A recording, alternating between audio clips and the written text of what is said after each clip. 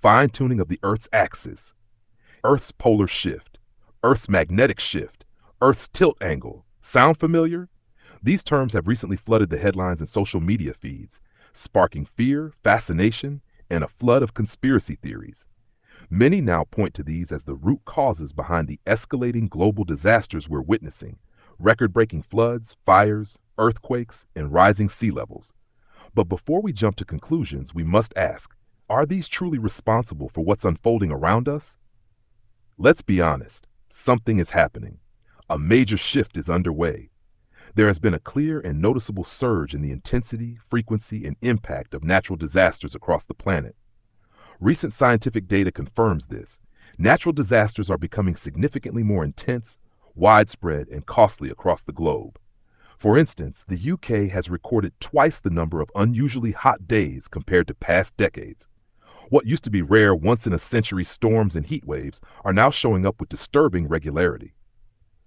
Global climate whiplash events, where regions swing rapidly from drought to flood, have increased by up to 66% since the mid-20th century. In the first half of 2025 alone, U.S. natural disaster losses reached an unprecedented $126 billion, 3 times the average seen in the entire 21st century so far. Billion-dollar weather events in the U.S. have surged from 9 per year to around 23 annually. Wildfires are becoming uncontrollable, tropical cyclones more violent, and weather systems less predictable. These trends are not mere statistical blips. They reflect a growing pattern, with climate change playing a central role. But that raises a deeper question. How did we get here? Where did this all start? Are we just living through Earth's natural cycles, or is there something much more ancient, more spiritual, and more intentional behind the scenes? Origin of climate change and natural disasters, a biblical perspective. Let's go back, not just centuries, but millennia, to a time before the world as we know it was shaped by storms, seasons, and suffering. The Bible reveals that Earth was not always tilted. Today, our planet's axis is set at 23.4 degrees, which gives rise to our seasons: rainy and dry, winter and summer. This cycle dictates everything from agricultural planting to human migration patterns. But this current tilt, this rhythm of climate and seasons, wasn't always present. In fact, the book of Genesis hints at a time when the Earth's climate was perfectly balanced. Before the global flood of Noah's day, the world experienced a kind of climatic harmony unknown to us now. Genesis chapter 1 verses 6 to 7 describes waters above the expanse, a canopy-like layer that acted as a natural thermostat, distributing warmth evenly across the globe. These waters, suspended in the firmament, functioned like a global greenhouse, transferring heat from the equator to the poles and cooling from the poles back toward the center. This meant no extreme seasons, no scorching heat or bitter cold. Adam and Eve didn't wear clothes because they didn't need to. The environment was gentle, consistent, and nurturing. Even more astonishing, Genesis chapter 2 verses 5 to 6 tells us it didn't rain. Jehovah God had not made it rain on the earth, but a mist would go up from the earth and water the entire surface of the ground. The earth was watered from within. Deep underground springs kept the soil moist and mineral rich. Crops grew effortlessly. There were no floods, no famines. Crops grew effortlessly, with year-round planting and harvesting. No one needed irrigation systems, fertilizers, or weather forecasts. It was paradise, agriculture in perfect sync with divine design. Then everything changed. Roughly 1,700 years after mankind's creation, a cataclysmic event reset the entire planet. Genesis chapter 7 verses 11 to 12 recounts it clearly. All the springs of the vast watery deep burst open, and the floodgates of the heavens were opened, and the rain poured down on the earth for 40 days and 40 nights. The effects were seismic. Earth's axial tilt was set in motion during this time. Some even theorized that it was an asteroid that hit the earth that triggered tectonic chaos. The poles flash froze instantly, evidenced by woolly mammoths discovered in permafrost with undigested food still in their mouths. Mountain ranges rose. Ocean beds sank. The crust of the earth was torn apart. Continents shifted. Cities vanished beneath rising seas. And for the first time in human history, the planet experienced climatic polarity. Genesis chapter 8 verse 22 marks this change.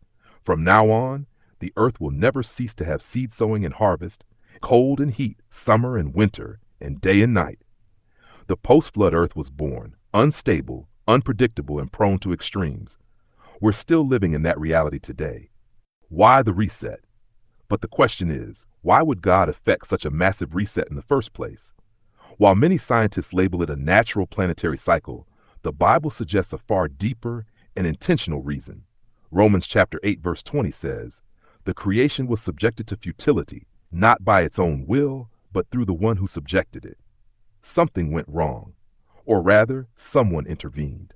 According to Genesis chapter 6 and other ancient texts like the Book of Enoch and the Epic of Gilgamesh, powerful spirit beings, extraterrestrial in modern terms, descended to earth, defying God's original order. These rebellious spirits tampered with creation. They corrupted human genetics, taught lies about God, spread forbidden knowledge, advanced deceptive technologies, and sowed spiritual decay. In short, they hijacked God's design, claiming it as their own and parading as gods in the eyes of ignorant mankind. God was dishonored, humanity was misled, and the earth itself became a stage for rebellion. The product of the tree of knowledge of good and bad, which was meant to be a future gift of divine wisdom, was seized prematurely by those unqualified to wield it. It was an insult to God's sovereignty and a threat to human destiny. Thus, God hit reset. The flood wasn't just an act of judgment, it was a necessary strike. Coupled with the issue of universal sovereignty and man's newly acquired God capability, the reset was also a restructuring, a cleansing, not just to destroy corrupted flesh, but to restructure the very systems of earth so that mankind and rebellious spirits can truly demonstrate their God's ability and no longer live in a world made for perfection while waging war against its creator. And ever since, these spirits in humanity have been trying to fix that broken system without God. The result, a global matrix, a web of control built on half-truths, distorted science, and spiritual deception.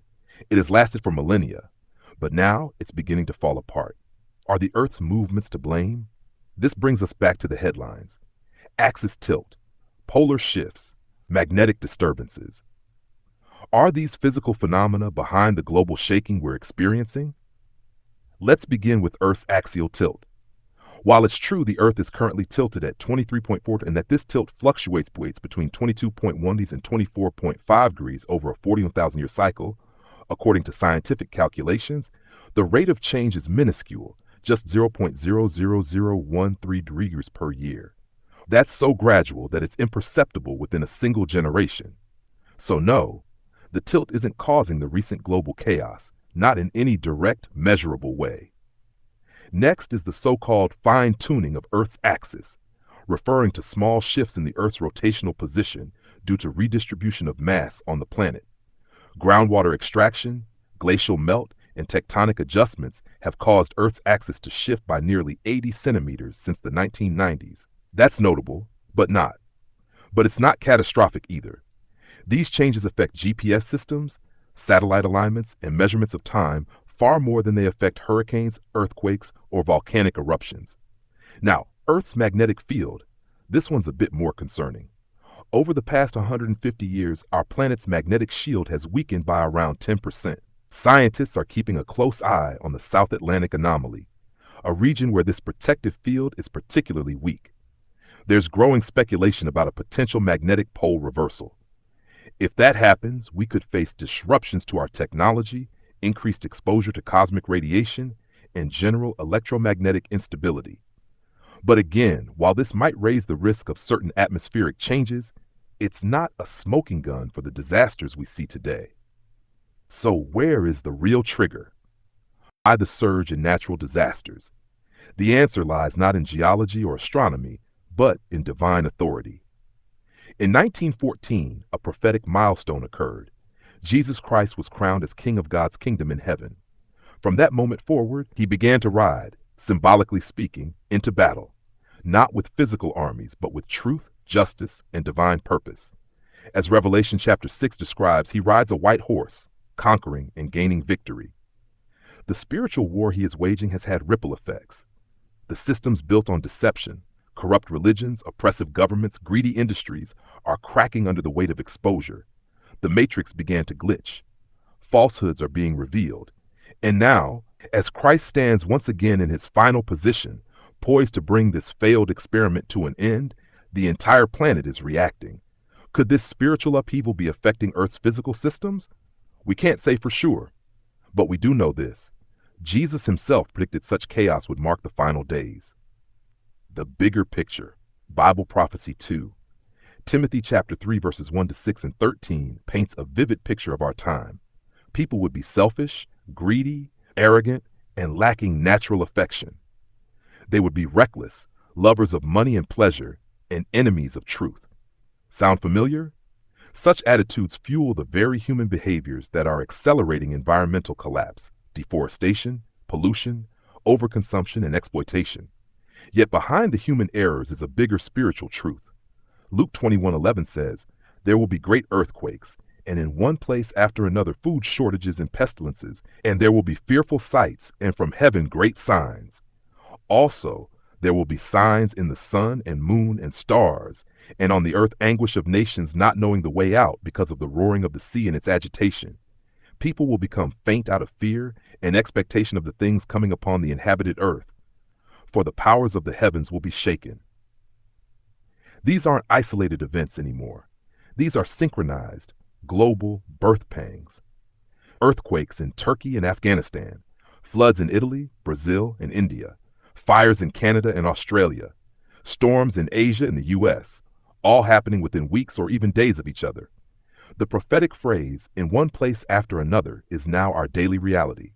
Scientists attribute it to climate change, tectonic pressure, and shifting ocean currents like the Atlantic Meridional Overturning Circulation (AMOC).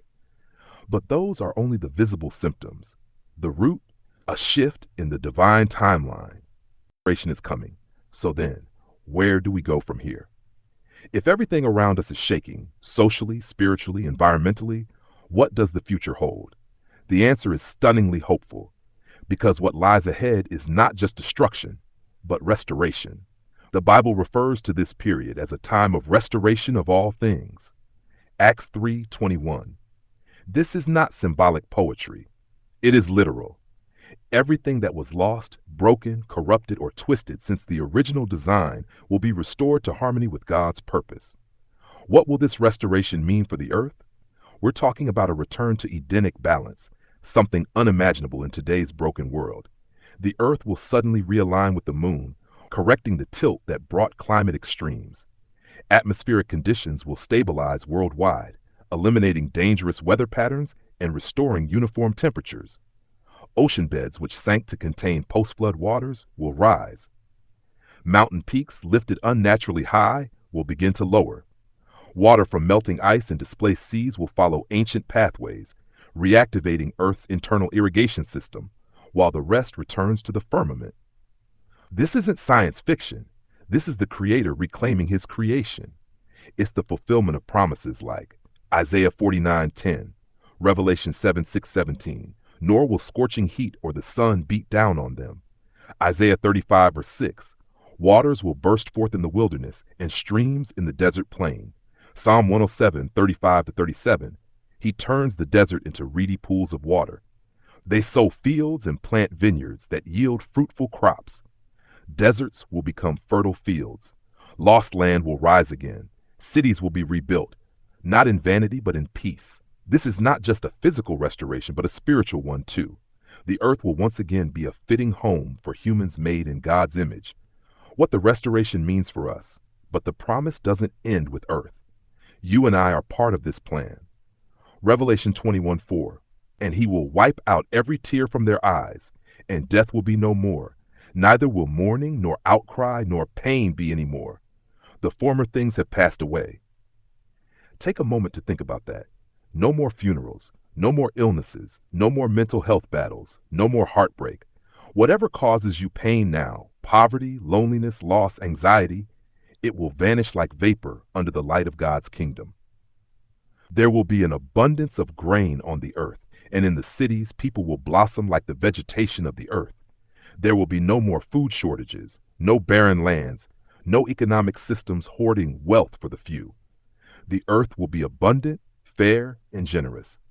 Psalm 46:9, Isaiah 2:4, He is bringing an end to wars. Nation will not lift up sword against nation, nor will they learn war anymore. Imagine every soldier, every military base, every war budget, repurposed into planting, building, restoring, healing. Imagine global peace, not as a dream, but as reality. Isaiah 33:24, 35, 5-6. No resident will say, I am sick. The eyes of the blind will be opened, and the ears of the deaf will be unstopped. Sickness and disability, gone. Even the limitations of age and mortality will be reversed, because sin, the spiritual virus, will be healed. Humanity will be elevated, repaired, and renewed. Isaiah 65:17, 21-22. They will build houses and live in them. They will not build for someone else to inhabit. The work of their hands, my chosen ones, will enjoy to the full. Every human will have meaningful, satisfying work, homes they build and live in, a secure future where no one is exploited and everyone thrives. These aren't just poetic verses. They are real, coming promises, but they require your attention, your readiness. The fig tree generation, what you must do now. Yes, the current events are terrifying. Yes, the disasters are devastating. But what if, just what if, there's signs of something good about to break through? Could it be that the Earth's very core is stirring, that its foundations, long dormant under the weight of corruption, are beginning to activate again? Could the planet be preparing, not for destruction, but for alignment with its original creator? For its true purpose? Jesus urged us to see it this way. Luke 21:29-33. Notice the fig tree and all the other trees. When they are budding, you see it for yourselves, and know that now the summer is near. Likewise also you, when you see these things happening, know that the kingdom of God is near. Heaven and earth will pass away, but my words will by no means pass away. We are that generation.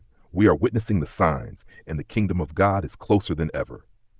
So what can you do? Start by reading the Bible, not casually, but with urgency and a searching heart. Visit the local Kingdom Hall of Jehovah's Witnesses near you, or go to www.jw.org. Please open your app to see this link. And request a free personal Bible study. No pressure, no cost, just truth. This isn't the end of the world. It's the beginning of the restoration of all things. So don't fear the tremors. Lift your head. Your deliverance is near.